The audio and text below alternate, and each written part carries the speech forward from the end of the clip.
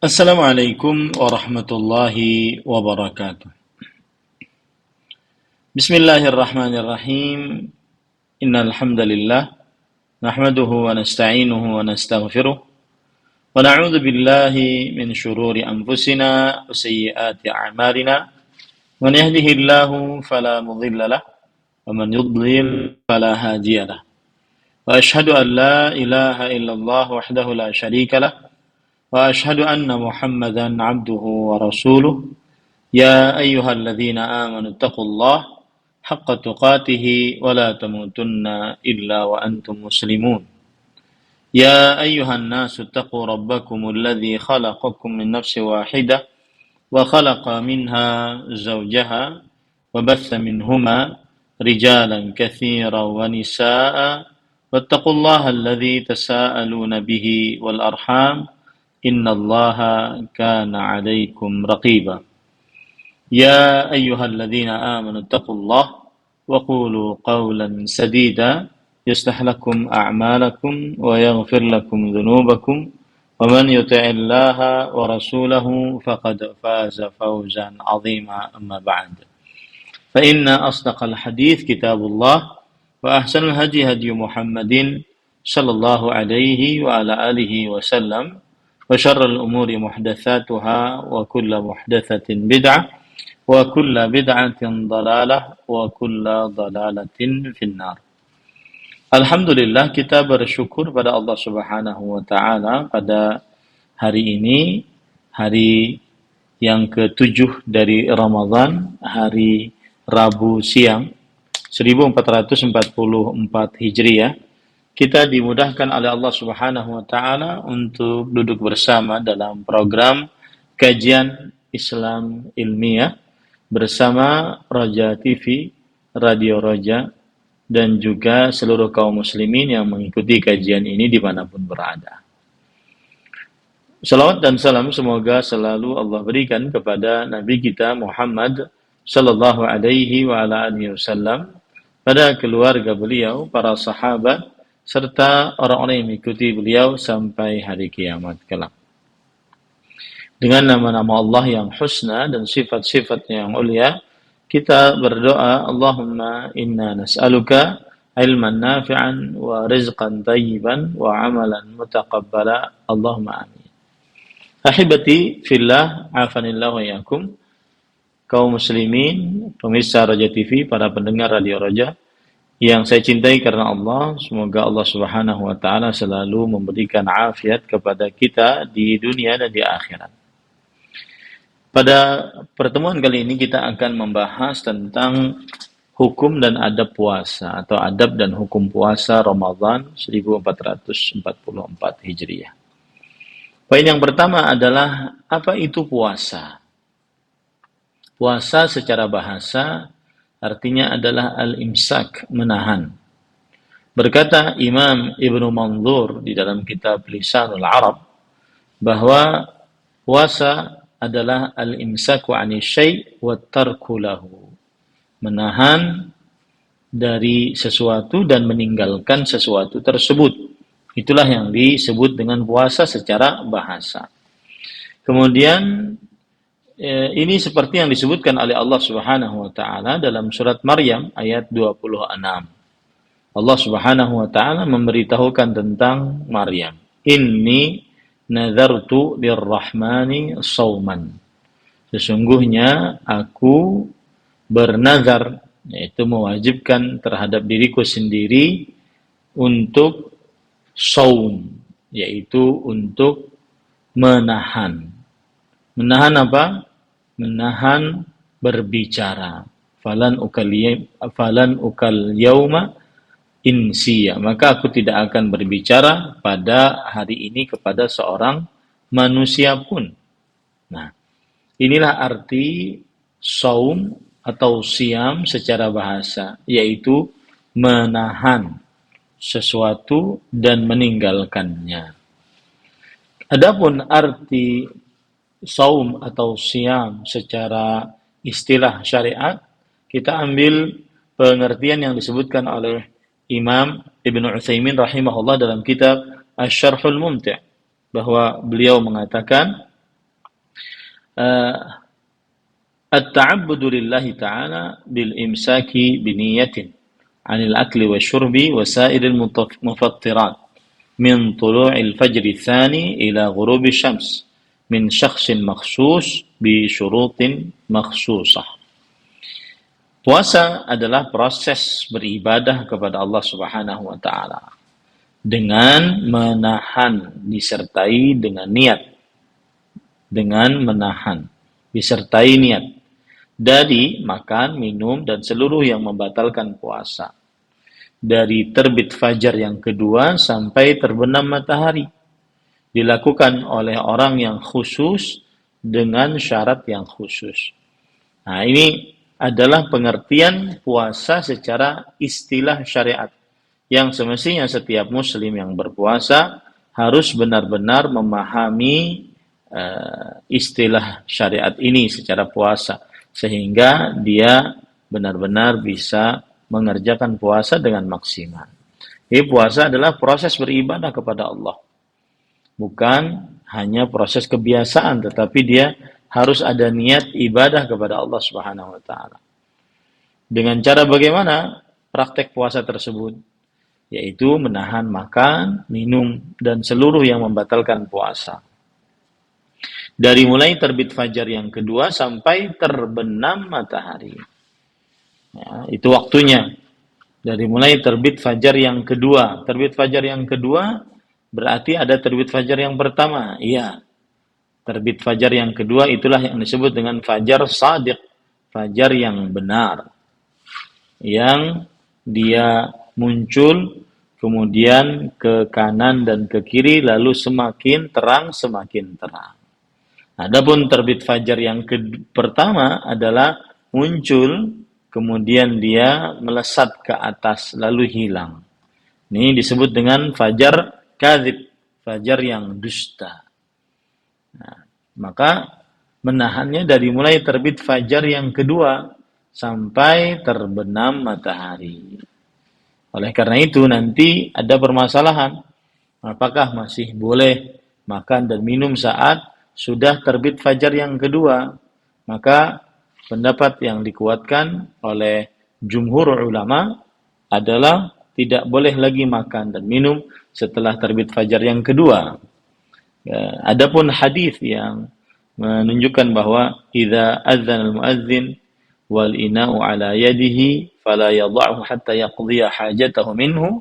Jika seorang muadzin mengumandangkan azan dan bejana minuman masih ada di tangannya, maka janganlah dia meletakkannya sampai dia menyelesaikan minumannya.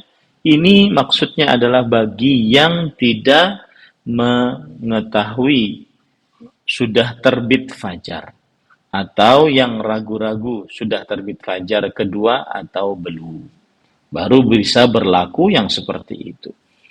Sampai terbenam matahari dilakukan oleh seorang yang khusus dengan syarat-syarat yang khusus pula.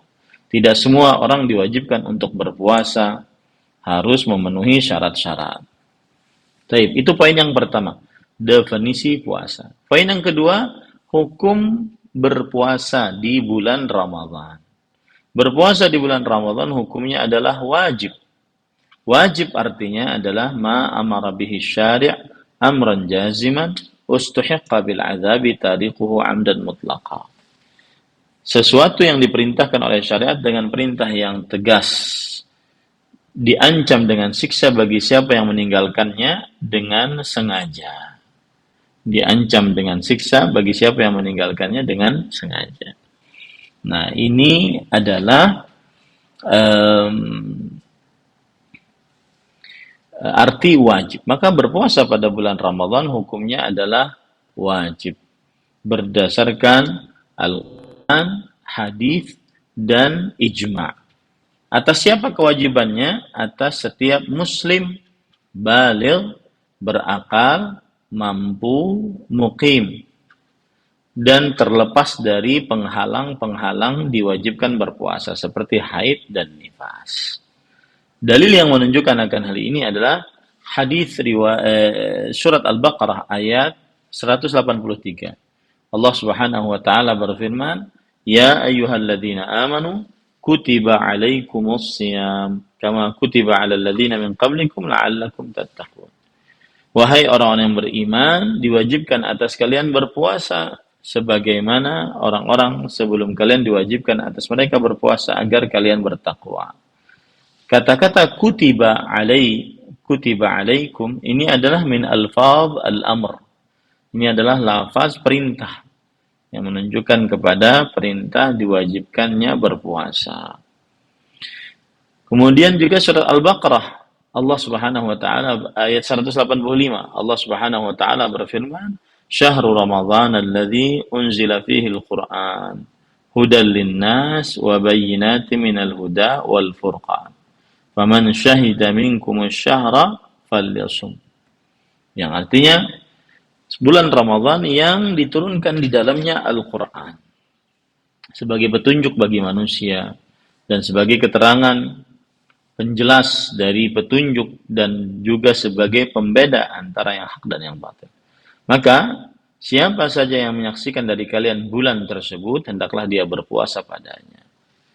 Nah, ini menunjukkan bahwa dalil tentang wajibnya puasa Ramadan. Kemudian juga ada hadis yang lain, ada dalil yang lain dari hadis Rasul sallallahu alaihi wasallam. Riwayat Bukhari dan Muslim dari Talhah bin Ubaidillah radhiyallahu anhu bahwa beliau berkata, "Anna a'rabiyan ja'a ila Rasulillah sallallahu alaihi wasallam." Ada seorang Arabi, yaitu orang dari pedalaman padang pasir, mendatangi Rasulullah sallallahu alaihi wa alihi wasallam. Sa'ira ra's nasma'u dawiyya sautihi wa la nafqahu ma yaqulu hatta dana min Rasulillah sallallahu alaihi wasallam. Dia terbuka kepalanya dan kemudian kami mendengar gumaman suaranya, tetapi kami tidak paham apa yang ia ucapkan sampai ia mendekat kepada Rasulullah sallallahu alaihi wasallam. Lalu bertanya, "Ya Rasulullah, akhbirni." Wahai Rasulullah, beritahukan kepadaku. Beliau bertanya tentang sholat, ya. Maka kemudian Rasulullah Shallallahu Alaihi Wasallam bersabda, sholat 5 waktu di setiap siang dan malam. Kemudian orang ini bertanya lagi, apakah ada kewajiban selain itu? Lalu Rasulullah Shallallahu Alaihi Wasallam menjawab, tidak ada kecuali yang disunnahkan. Lalu orang ini bertanya lagi, akhbirni bima faradallahu alayya minas siyam. Beritahukan kepadaku tentang apa yang Allah wajibkan atasku dari puasa. Maka kemudian Rasulullah SAW menjawab, syahrul Ramadan, yaitu berpuasa pada bulan Ramadan. Nah, ini menunjukkan bahwa diwajibkan berpuasa pada bulan Ramadan. Lalu orang ini bertanya lagi, hal alayya ghairuhu? Apakah ada kewajiban aku selain puasa Ramadan? Lalu Rasulullah SAW menjawab, la illa an tatawwa'a syai'an. Tidak, kecuali jika kamu ingin mengerjakan puasa sunnah. Nah, itulah dalil-dalil yang menunjukkan wajibnya berpuasa pada bulan Ramadan, baik dari Al-Quran atau hadis, dan juga ijma' para ulama berijma' akan diwajibkannya puasa Ramadan bagi yang terkumpul syarat-syaratnya. Syarat-syaratnya adalah yang pertama Islam, dan kebalikan dari Islam adalah kafir. Maka seorang yang kafir tidak wajib berpuasa tetap dan tidak sah puasanya. Berdasarkan surah At-Taubah ayat 54, Allah Subhanahu wa taala berfirman, "Wa ma mana'ahum an tuqbala minhum nafaqatum illa annahum kafaru billahi wa birrasulih." Dan tidak ada yang menahan dari mereka untuk diterima amal ibadah mereka kecuali karena mereka kafir terhadap Allah dan Rasulnya.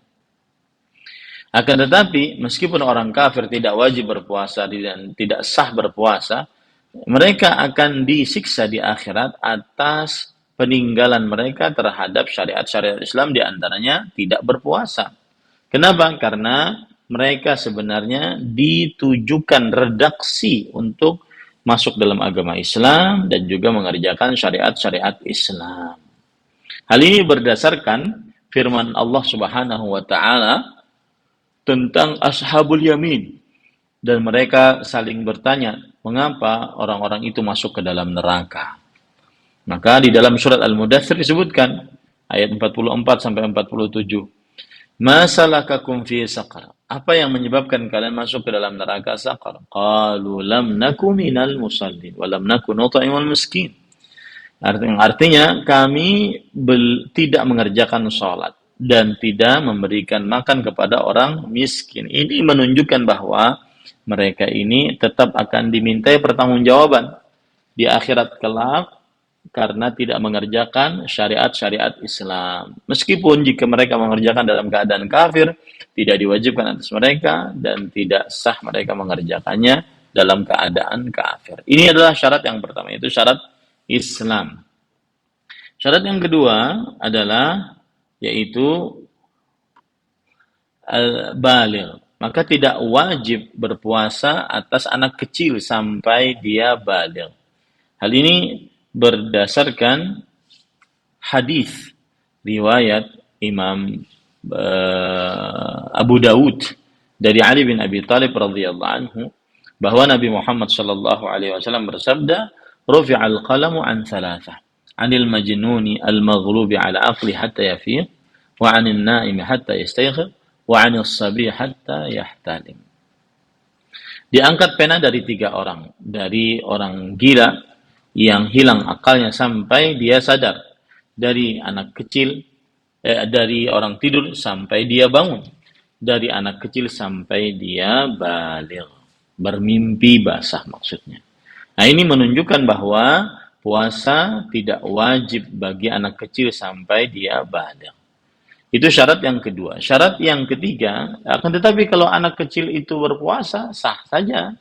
Ya, asalkan dia benar-benar berpuasa sampai akhir, sah saja. Ini menunjukkan bahwa syarat baligh adalah hanya syarat wajib. Ya, syarat baligh adalah hanya syarat wajib. Ini para ikhwan yang dirahmati oleh Allah Subhanahu wa taala. Nah, kemudian syarat yang ketiga yaitu berakal, dan kebalikannya adalah gila. Gila diangkat kewajiban dari berpuasa sampai dia sadar. Ya, berdasarkan hadis Ali bin Abi Thalib yang sudah kita baca tadi. Syarat yang keempat adalah mampu untuk berpuasa, dan kebalikannya adalah lemah untuk berpuasa. Maka orang lemah tidak wajib berpuasa dan wajib baginya mengqadha di lain hari saat dia sudah kuat. Tetapi jika dia lemahnya menahun terus-menerus, maka pada saat itu dia membayar fidyah. Hal ini berdasarkan berdasarkan surat Al-Baqarah ayat 184. Allah Subhanahu wa taala berfirman, "Faman kana minkum maridan aw ala safarin fa iddatun min ayyamin ukhra." Barang siapa dari kalian sakit atau bepergian, maka dia boleh berbuka dan dia mengganti di lain hari. Surah Al-Baqarah ayat 184. Ini syarat yang keempat yang menunjukkan bahwa orang yang berpuasa, yang diwajibkan berpuasa adalah yang mampu, yang tidak mampu tidak diwajibkan berpuasa. Kalau dia mencoba berpuasa dan dia kuat ternyata, maka sah puasanya. Ini menunjukkan bahwa syarat mampu itu adalah syarat wajib saja. Kemudian syarat yang kelima yaitu al-iqamah, yaitu muqim dia. Maka tidak wajib berpuasa atas seorang yang sedang dalam bepergian dan wajib baginya mengqadha di lain hari. Berdasarkan surah Al-Baqarah ayat 184 tadi, "Faman kana minkum maridan aw ala safarin fa iddatun min ayyamin ukhra." Siapa dari kalian sakit atau sedang bepergian, maka boleh berbuka dan mengganti di lain hari. Syarat yang keenam adalah terlepas dari larangan-larangan yang menghalangi puasa, seperti haid dan nifas secara khusus untuk wanita. Maka tidak wajib atas seorang wanita muslimah untuk mengerjakan puasa, tetapi bahkan dia tidak diperbolehkan untuk berpuasa. Kalau berpuasa berdosa, ya, wanita yang haid dan nifas. Nah, dan wajib baginya untuk mengqadha di lain hari. Nabi Muhammad sallallahu alaihi wa alihi wasallam bersabda, "Alaysat idza hadat lam tusalli wa lam tasum, fadzalika min nuqsani diniha." Bukankah seorang wanita jika sedang dalam keadaan haid, ia tidak sholat dan tidak berpuasa? Itulah dari kekurangan agama seorang wanita. Inilah 6 syarat wajibnya seorang berpuasa Ramadan. Jika terkumpul 6 syarat ini, maka tidak diperbolehkan dia untuk meninggalkan puasa Ramadan, ya, kecuali dengan uzur syar'i, kecuali dengan ada alasan yang dibenarkan untuk berpuasa, untuk meninggalkan puasa Ramadan. Kalau ada yang meninggalkan puasa Ramadan dengan sengaja, maka apa hukumnya? Hukumnya adalah haram dan ini adalah dosa besar. Ya, hukumnya adalah haram dan ini adalah dosa besar. Berbuka di siang hari Ramadan termasuk dari dosa besar dan telah tetap riwayat ancaman siksa bagi siapa yang meninggalkan puasa di siang hari bulan Ramadan. Para ikhwah yang dirahmati oleh Allah, dalil yang menunjukkan ancaman siksa ini adalah hadis yang diriwayatkan oleh Imam Al-Hakim, oleh Imam Ibnu Hibban dan yang lainnya, dan hadisnya disahihkan oleh Imam Hakim, Imam Az-Zahabi, kemudian Imam Al-Haythami, kemudian Imam Al-Albani rahimahullahu taala. Beliau mengatakan, an Abi Humamah radhiyallahu anhu anna Nabiy sallallahu alaihi wasallam qala baina ana naim atani rajulan fa akhadha bi dhab'i fa ataya bi jabalan wa'ra fa qala is'ad fa qultu inni la utiquhu fa qala inna sanusahhiluhu laka fa sa'idtu hatta idza kuntu fi sawa'il jabal idza bi aswatin shadidah qultu ma hadhihi al aswat qalu hadha awa'u ahli an-nar ثم انطلق بي فإذا أنا بقوم معلقين بأعراقيبهم مشققة أشداقهم تسيل أشداقهم دما قال قلت من هؤلاء قال الذين يفطرون قبل تحلة صومهم. Ketika aku sedang tidur, datang 2 malaikat kemudian mengajakku untuk menaiki sebuah gunung yang tinggi. Lalu 2 malaikat tersebut berkata, naiklah engkau atau panjatlah gunung ini. Kemudian aku berkata, sesungguhnya aku tidak sanggup untuk mendakinya. Kemudian 2 malaikat ini berkata, sesungguhnya kami akan memudahkan engkau. Lalu aku pun mendakinya sampai aku di puncak gunung, aku mendengar suara raungan yang sangat keras. Lalu aku bertanya, suara apakah ini? Kemudian 2 malaikat tersebut menjawab, ini adalah suara kesakitan para penghuni neraka. Raungan kesakitan para penghuni neraka. Kemudian mereka membawaku, ternyata aku melihat orang-orang yang digantung kakinya. Kemudian dalam keadaan bibirnya sobek dan mengalir dari bibirnya itu darah. Lalu aku bertanya, siapakah mereka ini? Maka 2 malaikat tersebut menjawab, mereka adalah orang-orang yang berbuka sebelum halal waktu berbuka. Berbuka sebelum halal waktu berbuka. Berkata Al-Hafidh Ibnu Hajar Al-Asqalani rahimahullah dalam kitab beliau Fathul Al-Kabair, عند المؤمنين مقرر من ترك صوم رمضان بلا عذر بلا مرض ولا غرض فإنه شر من الزاني والمكاس ومدمن الخمر بل يشكون في إسلامه ويظنون به الزندقة والانحلال. Menurut orang-orang beriman telah ditetapkan siapa saja yang meninggalkan puasa Ramadan tanpa ada alasan, tanpa sakit, tanpa ada tujuan, maka sesungguhnya dia adalah lebih buruk dari seorang pezina, dari seorang pemungut pungutan liar, dari seorang yang kecanduan minum minuman memabukkan. Bahkan orang-orang beriman meragukan keislamannya dan menganggap orang tersebut adalah orang zindiq, munafik akbar, dan orang yang ateis.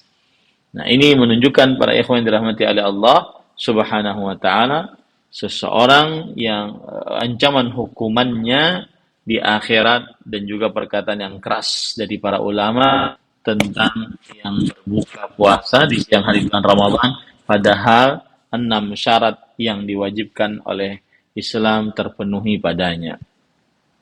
Lihat lagi perkataan Imam An-Nawawi rahimahullah, ulama Islam abad ke-7 Hijriah, dalam kitab Al-Majmu' Syarhul Muhadzab. Far' fi madzahibil ulama fi man aftara bi ghairil jima' fi nahari Ramadan udwanan. Pasal tentang pendapat-pendapat para ulama tentang orang yang berbuka bukan karena jima di siang hari bulan Ramadan karena memang meremehkan. Dzakarna anna madhhabana anna alaihi qada'u yaum badalahu. Kita menyebutkan bahwa pendapat mazhab Syafi'i bahwa orang tersebut karena sudah berbuka, tidak berpuasa, dia wajib mengqadha. Kemudian di wa imsak baqiyatin nahar, dan dia menahan sisa dari hari-hari yang dia tidak berpuasa. Misalkan dia berbuka jam 10, jam 11, jam 12, maka sisa harinya dia tidak boleh makan, tidak boleh minum, dia harus menahan. Meskipun dia batal puasanya dan wajib mengqadha di lain hari. Ini adalah mazhab Syafi'i. Wa idza qadha yawman kafahu 'anil shaum wa bari'at dhimmatuhu minhu. Dan jika dia sudah mengqadha satu hari, maka cukup atas puasanya dan terlepas tanggung jawabnya. Wa bihadza qala Abu Hanifah wa Malikun wa Ahmad wa jumhurul ulama. Inilah yang dikatakan oleh Imam Abu Hanifah, Imam Malik, Imam Ahmad, dan mayoritas para ulama. Qala al-Abdari huwa qaulul fuqaha'i kafah. Al-Abdari rahimahullah berkata ini adalah pendapat yang para ahli fikih seluruhnya. Jadi cukup dia mengqadha kalau dia berbuka puasa tanpa ada alasan yang dibenarkan oleh syariat. Ya, wa ammal kaffaratu fihi wal fidyatu famadhhabuna annahu la yalzamu syai' min dzalik kama sabaqa wa bihi qala Sa'id bin Jubair wa ibn Sirin wa Nakhai wa Hammad ibn Abi Sulaiman wa Ahmad wa Dawud. Wa qala Abu Hanifah ma la yataghadha bihi fil 'ada kal 'ajin wa balagha hasad wa nawat wa lu'lu' yujibul qadha wa la kaffarah. Yang artinya, para ikhwan yang dirahmati oleh Allah Subhanahu wa taala,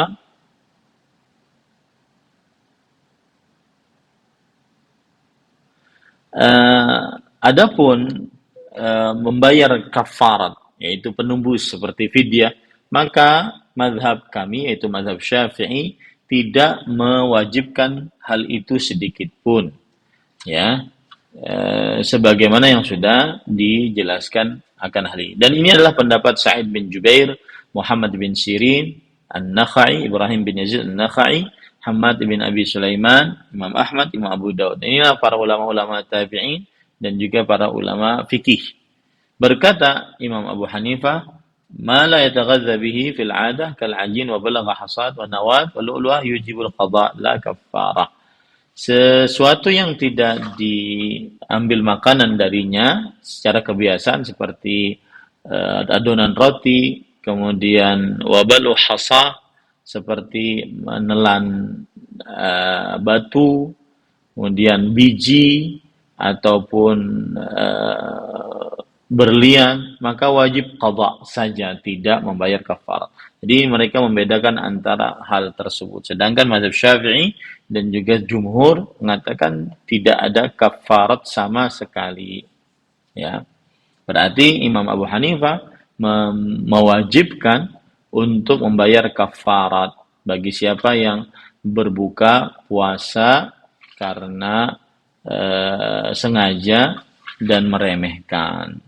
Ya, bayar qadha dan bayar kafarat. Jumhur hanya bayar qadha saja. Nah, ini para ikhwan yang dirahmati oleh Allah Subhanahu wa ta'ala. Taib. Itu intinya. Dan para ikhwan yang dirahmati oleh Allah Subhanahu wa ta'ala,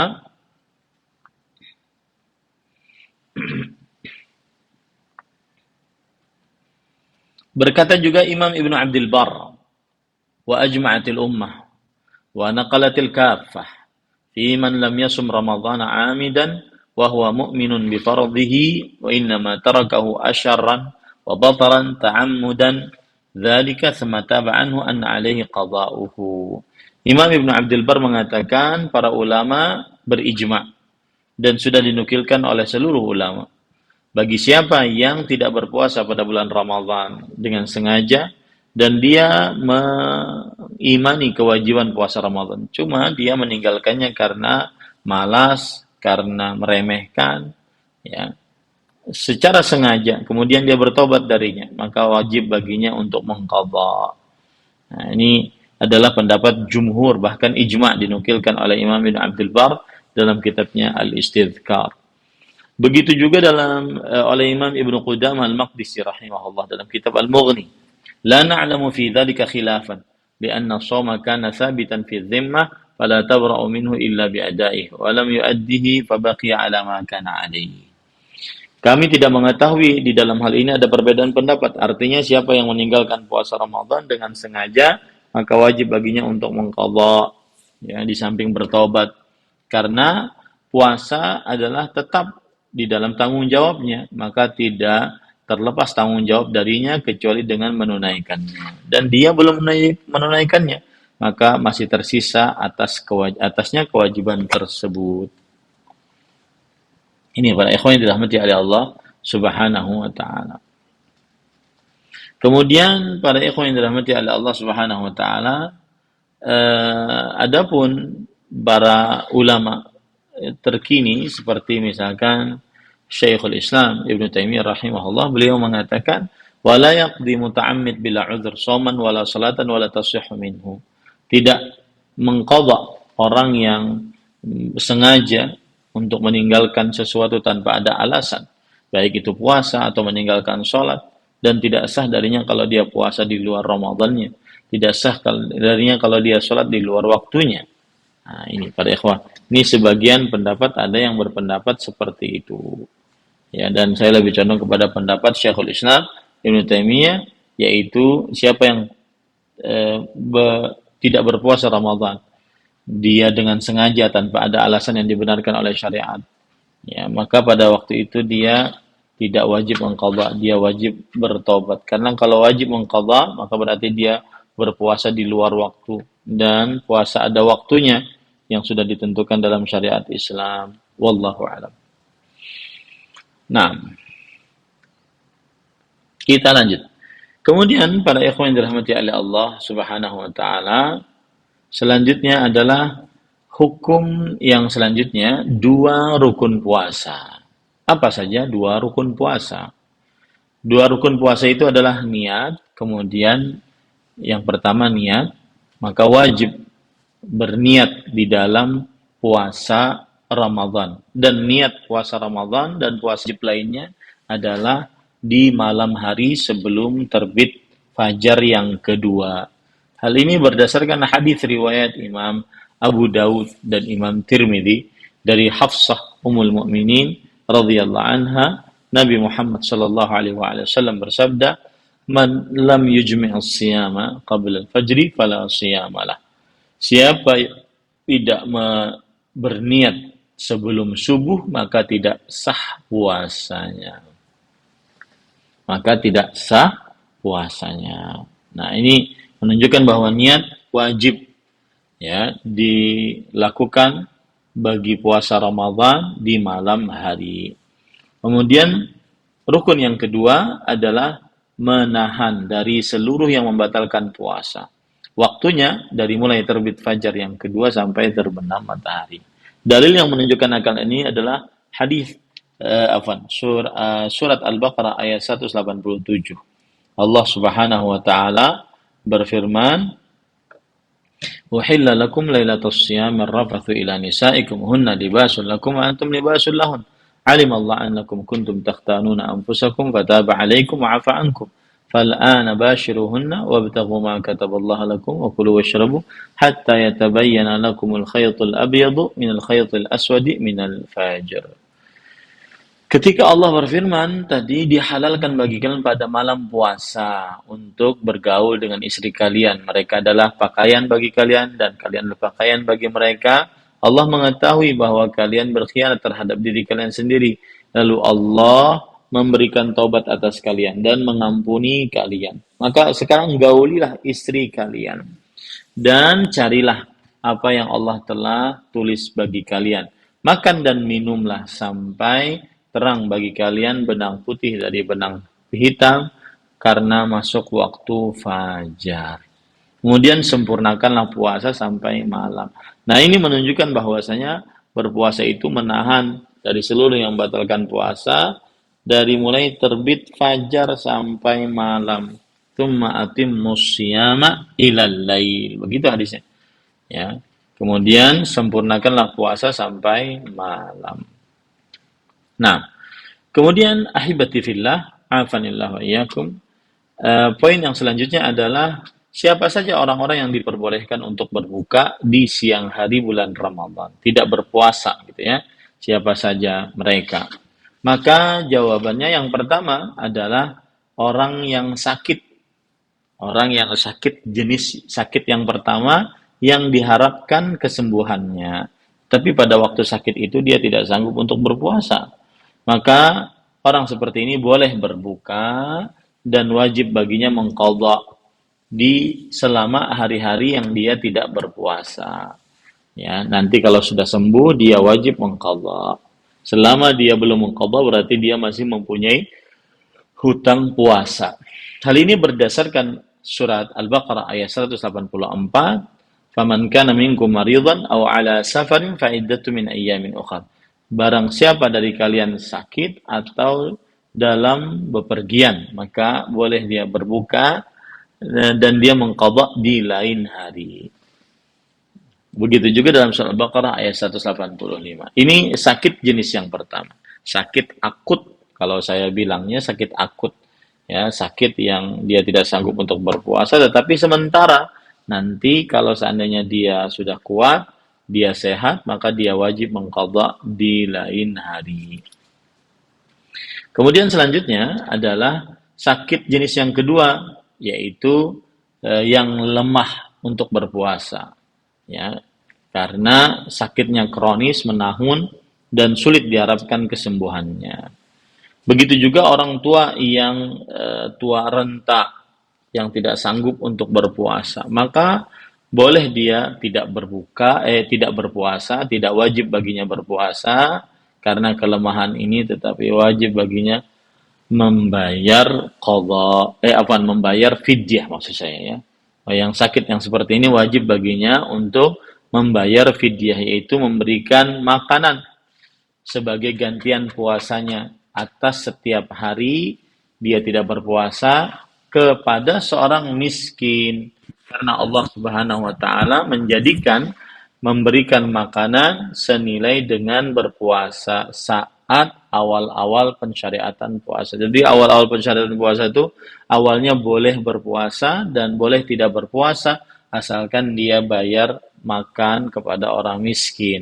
Nah, tetapi ketika sudah diwajibkan puasa, maka pada saat itu ini hanya bagi orang yang mempunyai uzur saja. Berkata Abdullah bin Abbas radhiyallahu anhuma, "Asy-syaikhul kabir wal mar'atul kabiratu la yastati'ani an yasuma fayut'imani makan kulli yawmin miskinan." Laki-laki yang tua renta, perempuan yang tua renta yang tidak sanggup untuk berpuasa, kedua-duanya, maka hendaknya mereka berdua memberikan makanan di setiap hari seorang miskin. Yang ketiga yaitu seorang yang musafir. Musafir bepergian dengan catatan safarnya yang tergolong safar yang diperbolehkan mengqashar salat di dalamnya. Nah, ini baru boleh tidak berpuasa, yaitu dalam hadis dalam surat Al-Baqarah ayat 185, Allah Subhanahu wa taala berfirman, "Faman kana minkum maridan aw 'ala safarin fa iddatun min ayyamin ukhar." Siapa saja dari kalian yang sakit atau sedang bepergian, maka hendaklah dia mengqadha di lain hari kalau tidak berpuasa. Dalam hadis riwayat Imam Tirmidzi, Rasulullah SAW bersabda, "Innallaha wada'a 'anil musafiri as-shaum." Sesungguhnya Allah membebaskan atas orang yang bersafar puasa. Sedangkan ijma, maka para kaum muslimin berijma atas bolehnya berbuka puasa di siang hari Ramadan bagi orang yang bersafar secara umum. Ya. Nah, yang keempat yaitu wanita yang haid dan nifas. Jika wanita haid atau nifas, maka dia berbuka dan tidak berpuasa dan tidak sah kalau memaksakan puasanya. Bahkan para ulama berijma bahwa wanita haid dan nifas tidak halal bagi mereka berdua untuk berpuasa, dan kedua-duanya adalah mengqadha di lain hari. Dan ini disebut dengan hutang puasa. Ya, dan ini banyak perempuan yang mempunyai hutang puasa yang seperti ini tidak dibayar-bayar. Maka pada saat itu wajib untuk dibayar, ya, wajib untuk dibayar. Nah, dalilnya hadis riwayat Bukhari dan Muslim dari Aisyah radhiyallahu anha, beliau bercerita, "Kunna nahidhu ala ahdi Rasulillah sallallahu alaihi wasallam fa nu'maru bi qada'is shaum wa la nu'maru bi qada'is shalah." Kita haid pada zaman Rasul sallallahu alaihi wasallam. Lalu kita diperintahkan mengqadha puasa dan tidak diperintahkan untuk mengqadha salat. Baik. Macam yang kelima yang diperbolehkan untuk tidak berpuasa adalah wanita hamil dan menyusui. Hal ini berdasarkan hadis dari Anas bin Malik Al-Ka'bi radhiyallahu anhu bahwa Nabi Muhammad sallallahu alaihi wasallam bersabda, "Inna Allah azza wa jalla wada'a 'anil musafiri syatra as-salah wa 'anil musafiri wal hamil wal murdhi' as-shaum aw as-shiyam." Sesungguhnya Allah membebaskan atas seorang musafir setengah salat. Makanya boleh mengqashar salat. Dan Allah Subhanahu wa taala membebaskan atas seorang yang musafir, wanita hamil, wanita menyusui, puasa. Makanya boleh berbuka, tetapi dia wajib mengqadha di lain hari. Kemudian macam yang keenam, orang yang diperbolehkan untuk berbuka di siang hari bulan Ramadan adalah yang dipaksa untuk berbuka dengan paksaan yang membahayakan nyawa ataupun anggota tubuh atau harta atau membahayakan keluarga, dan yang memaksa benar-benar bisa mendatangkan bahaya tersebut untuk dirinya. Nah, maka orang yang dipaksa ini boleh berbuka, ya, dengan catatan dia tidak boleh merasa nyaman dengan berbukanya tersebut, ya, tetapi dia hanya terpaksa mengerjakan hal tersebut.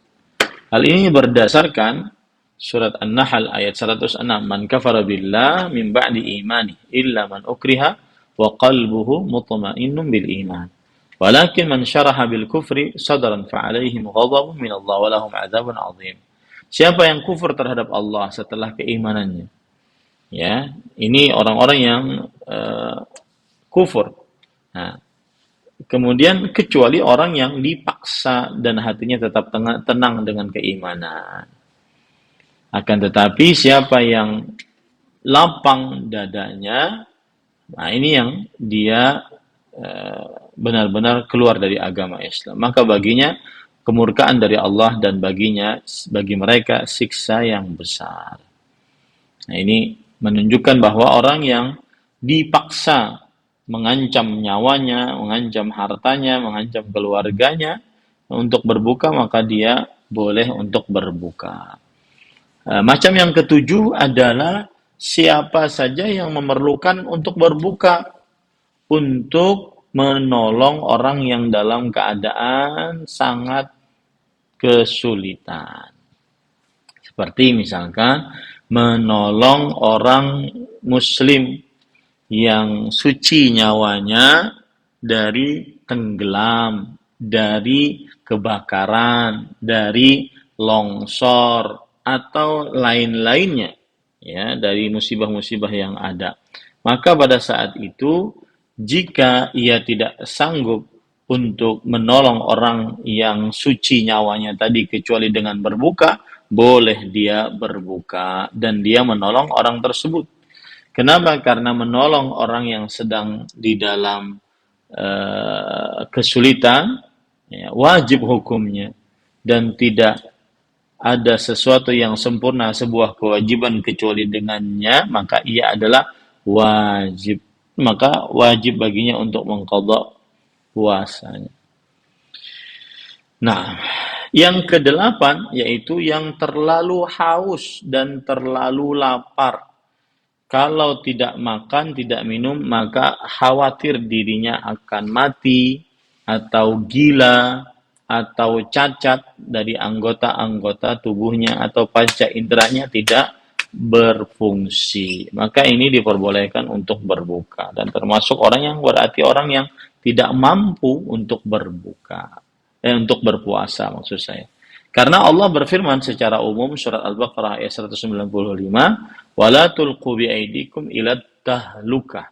Dan janganlah kalian jerumuskan tangan-tangan kalian kepada kebinasaan. Kemudian juga berdasarkan surah Al-Hajj ayat 78, "Wa ma ja'ala 'alaikum fid dini min haraj." Dan Allah tidak menjadikan atas kalian dalam beragama kesulitan.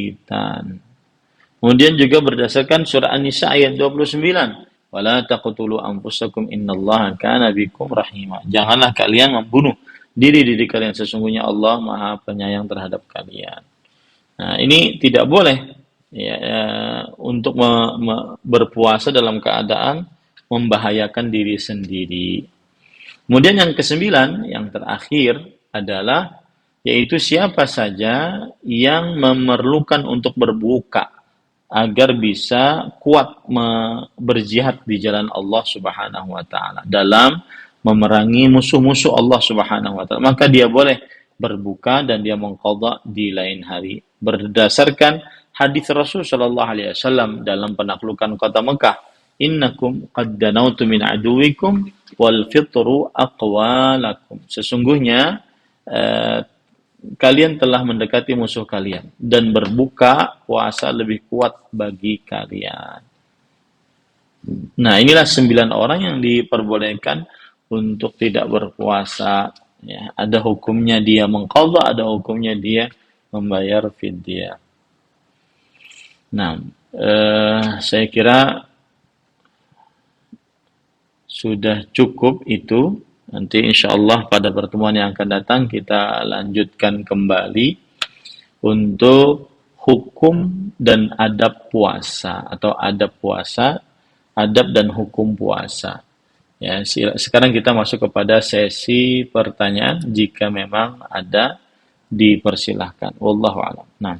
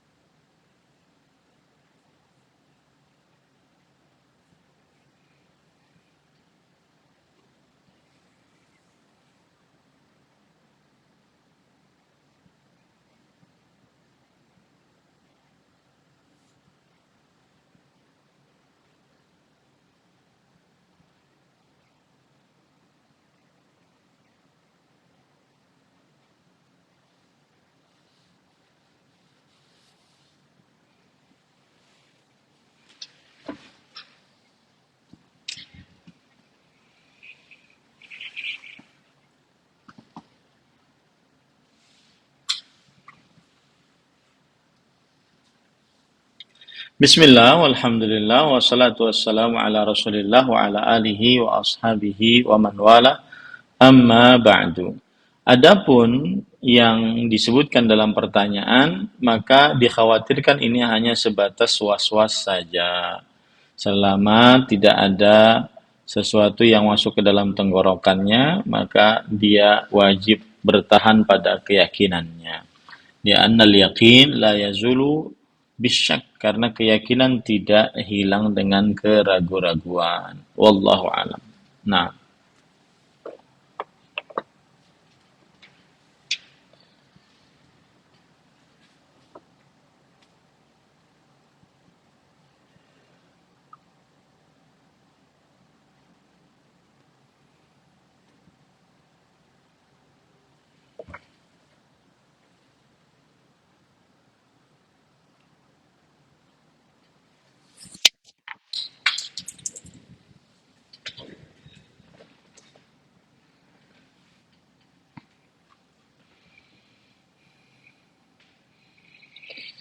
bismillah, walhamdulillah, wassalatu wassalamu ala rasulillah wa ala alihi wa ashabihi wa man walah, amma ba'd.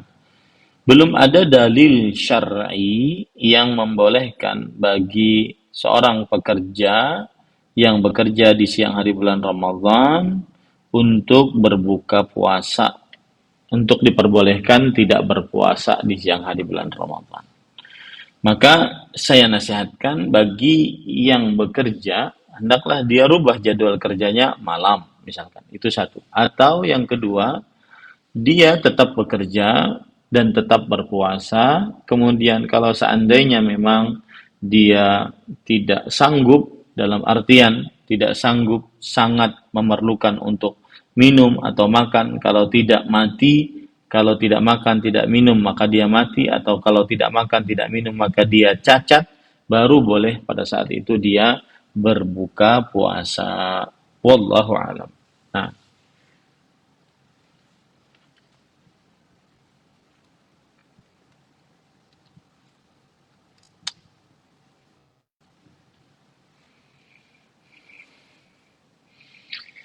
Bismillah, walhamdulillah, wassalatu wassalamu ala rasulillah wa ala alihi wa sahbihi wa man wala, amma ba'd. Wanita yang haid maka tidak wajib untuk berpuasa dan tidak sah untuk berpuasa, tetapi dia wajib mengqadha di lain hari.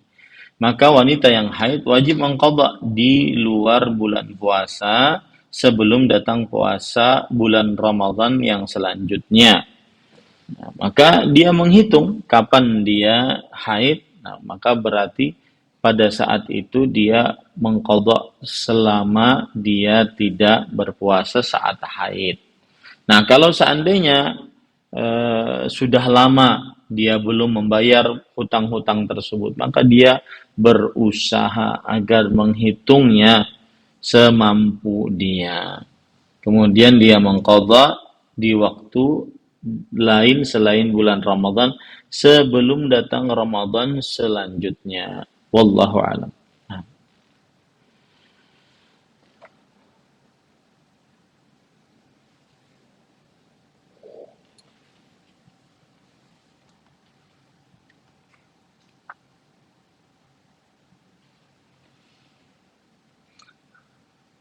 Bismillah, walhamdulillah, wassalatu wassalamu ala rasulillah wa ala alihi wa ashabihi wa man wala, amma ba'd. Hukum puasa bagi yang meninggalkan sholat. Bagi yang meninggalkan sholat, maka tidak diterima darinya amal apapun, baik puasa, baik zakat, haji, atau amal apapun.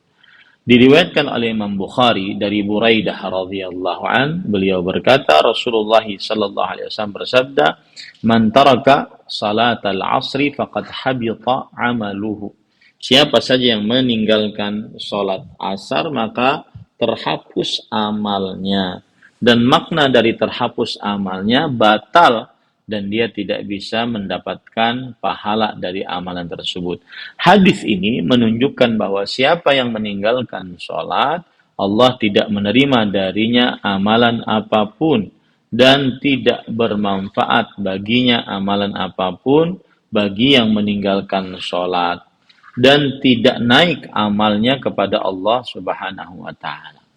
Imam Ibnu Qayyim Al-Jauziyah rahimahullah berkata di dalam kitab As-Salah, "Walladhi yadhharu fil hadits anna tarka naw'an, tarkun kulli la yusalliha abadan, fahadha yahbatul amal jami'uhu, wa tarkun muayyan fi yawm min muayyan فهذا يحبط عمل ذلك اليوم فالحبوط العام في مقابلة ترك العام والحبوط المعين في مقابلة الترك المعين."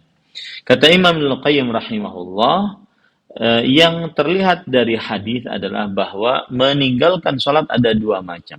Meninggalkan sama sekali, tidak sholat sama sekali selama-lamanya dari mulai dia baligh, maka ini seluruh amalnya akan terhapus pahalanya.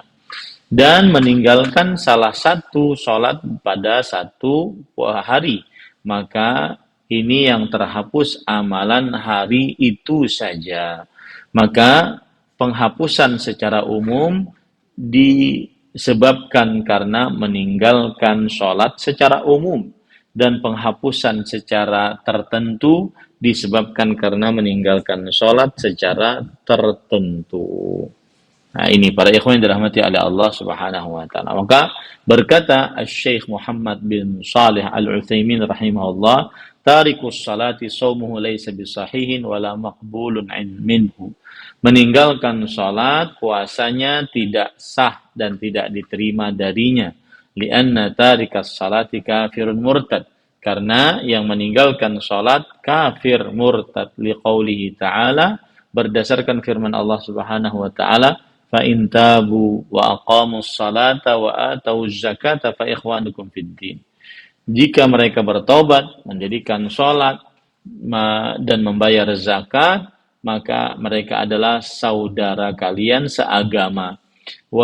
Berdasarkan juga hadis Rasul riwayat Imam Muslim, bainar rajuli wa bainasyirki wal kufri tarkus shalah. Jarak antara seseorang dengan kesyirikan dan kekufuran adalah meninggalkan salat.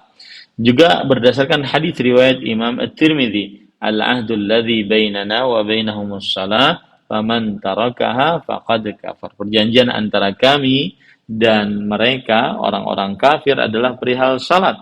Siapa yang meninggalkannya maka sungguh dia telah kafir.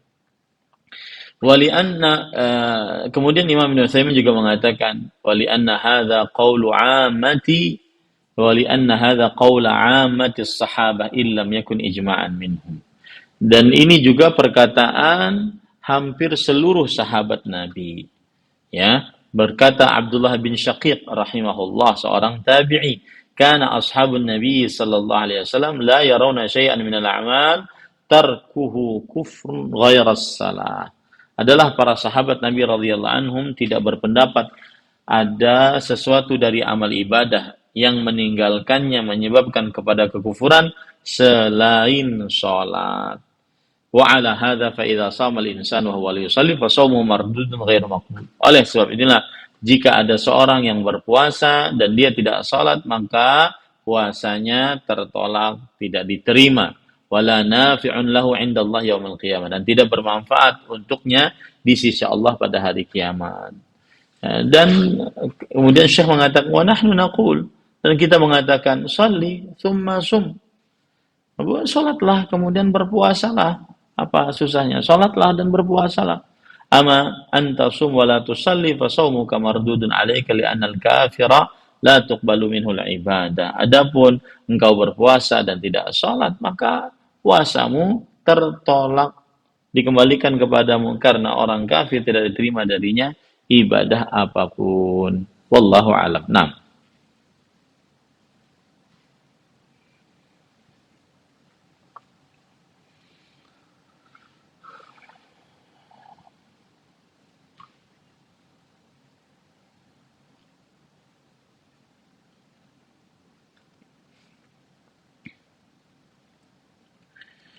bismillah walhamdulillah wassalatu wassalamu ala rasulillah wa ala alihi wa ashabihi wa man wala amma ba'd. Hukum memakai sikat gigi bagi orang yang berpuasa, maka pendapat yang dikuatkan adalah dan juga memakai pasta gigi ya. Maka pendapat yang dikuatkan adalah eh, jika seseorang menyikat gigi ataupun menggunakan pasta gigi kemudian tertelan oleh orang yang berpuasa secara sengaja, maka puasanya batal. Jika seseorang menyikat gigi dan disertai dengan pasta gigi dan tertelan dengan sengaja, maka puasanya batal. Nah, kemudian, dan jika sampai ke tenggorokan tanpa ada kesengajaan, maka puasanya tidak batal. Tetapi ini menunjukkan bahwa diperbolehkan seseorang untuk memakai menyikat giginya dengan pasta gigi bagi orang yang berpuasa ya di siang hari bulan Ramadan selama tidak terasa di tenggorokan ya selama tidak terasa di tenggorokan ya. Kemudian kalau kita perhatikan fatwa Imam Ibn Utsaimin rahimahullah, walakinnal aula adamu isti'mali, akan tetapi lebih utama tidak memakainya, li'anna lahu nufudzan qawiyan qad yanfudhu ilal ma'idah wal insan la yash'uru bihi. Karena namanya pasta gigi itu ada semacam zat yang sangat kuat yang terkadang masuk ke dalam pencernaan dan seseorang tidak menyadarinya. Makanya Nabi Muhammad SAW berkata kepada Luqaid ibn Sabrah, "Baligh fil istinsyaq illa an takuna sha'iman." Ya, sungguh-sungguhlah masukkan air ke hidung kecuali dalam keadaan berpuasa. Fal aula an la yasta'milu as-sha'imul ma'jun wal amru wasi'. Akan tetapi dianjurkan orang yang berpuasa bukan dianjurkan, lebih utama orang yang berpuasa untuk tidak memakai pasta gigi. Tetapi perkaranya ini bebas saja, baik dia menyikat gigi tanpa pasta gigi, menyikat gigi dengan pasta gigi, maka dua-duanya diperbolehkan, asalkan tidak terkena tenggorokan ataupun masuk ke dalam pencernaannya apa yang dia lakukan dari menyikat gigi tersebut. Wallahu alam. Nah,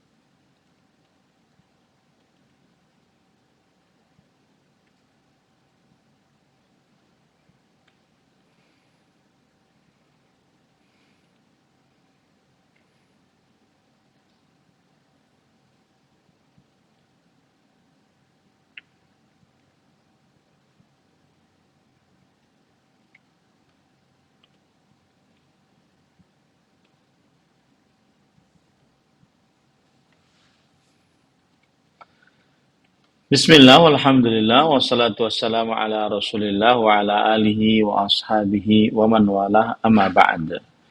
Ahibati fillah, afanillah wa iyyakum.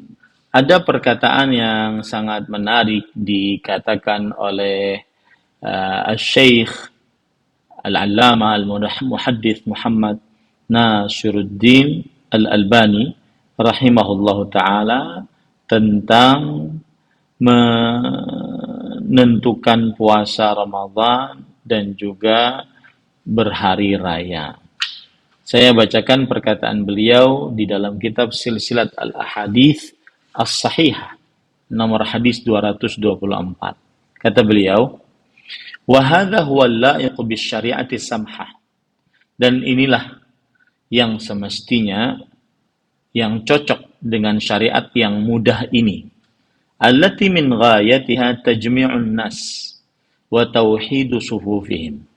Yang mana tujuan syariat ini adalah kesatuan manusia dan kesatuan barisan kaum muslimin, wa ib'aduhum an kulli ma yufarriqu jam'ahum, dan menjauhkan mereka dari setiap apa yang memecah belah kesatuan mereka, minal ara'il fardiyah, yaitu berupa pendapat-pendapat pribadi ataupun pendapat-pendapat sekelompok manusia.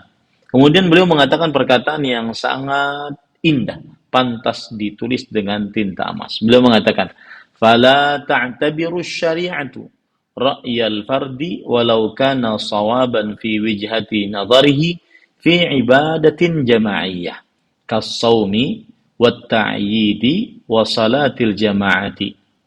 Maka syariat Islam tidak menganggap pendapat pribadi atau golongan, walaupun benar di dalam sudut pandangnya, di dalam ibadah-ibadah yang dikerjakan secara bersama-sama, seperti puasa, berhari raya, sholat berjamaah. Kemudian beliau mencontohkan, seperti misalkan Abdullah bin Mas'ud radhiyallahu anhu. Beliau berpendapat sholat di Mina pada waktu haji adalah 2 rakaat dikosor. Ya, zuhur 2 rakaat dikosor pada waktunya, asar 2 rakaat dikosor pada waktunya, isya 2 rakaat dikosor pada waktunya. Akan tetapi Khalifatu al-Muslimin, Amirul Mukminin yang ketiga, Utsman bin Affan, beliau sholat di Mina 4 rakaat.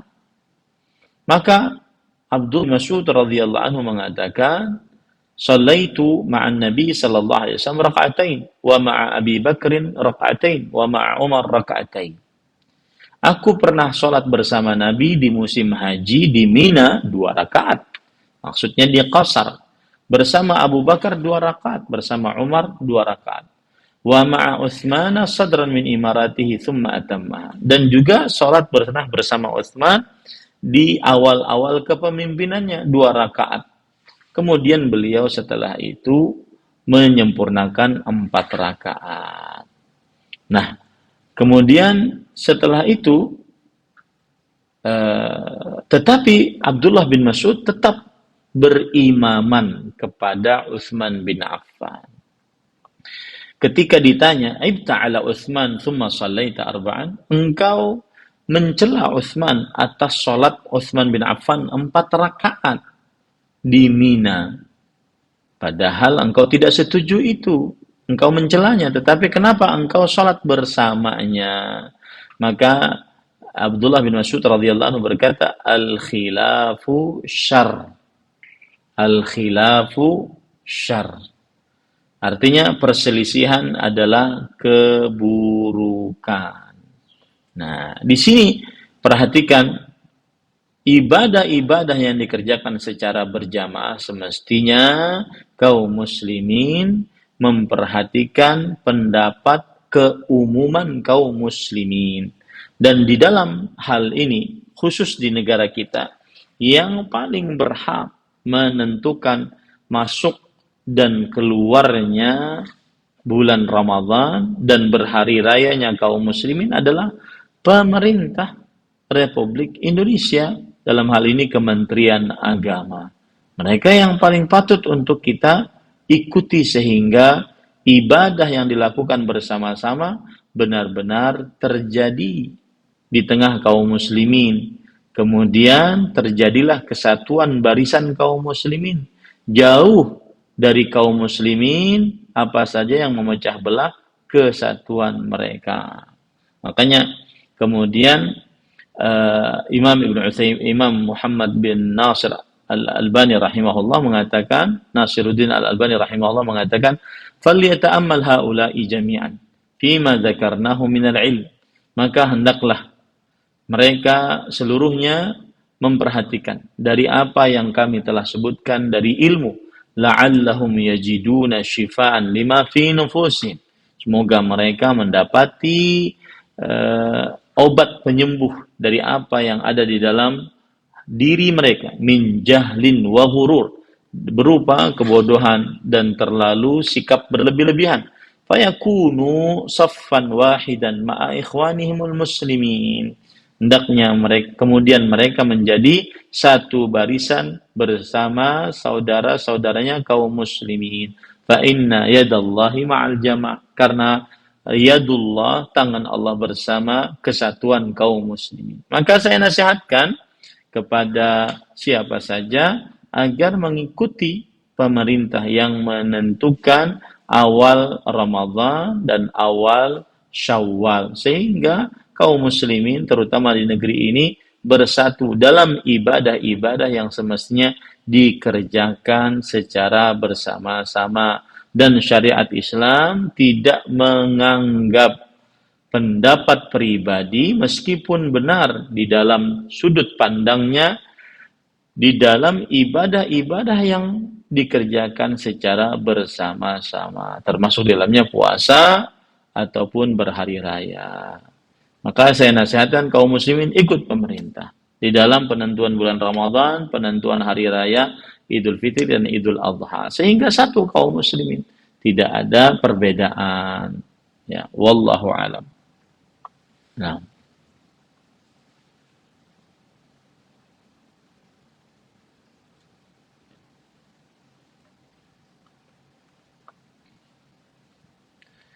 Bismillah, walhamdulillah, wassalatu wassalamu ala rasulillah, wa ala alihi wa ashabihi wa man walah, amma ba'd. Tadi adalah sebagian hukum dan adab puasa yang semestinya seorang muslim wajib mengetahuinya, sehingga dia benar-benar mengerjakan hukum dan adab puasa tersebut. InsyaAllah ta'ala pada pertemuan Rabu siang pekan depan kita akan melanjutkan hukum dan adab puasa lainnya. Semoga seluruh amal ibadah kita diterima oleh Allah Subhanahu wa taala di dalam bulan Ramadan ini dan di seluruh amal ibadah kita. Wallahu a'lam, sallallahu nabiyana Muhammad, walhamdulillahirabbil alamin. Wassalamualaikum warahmatullahi wabarakatuh.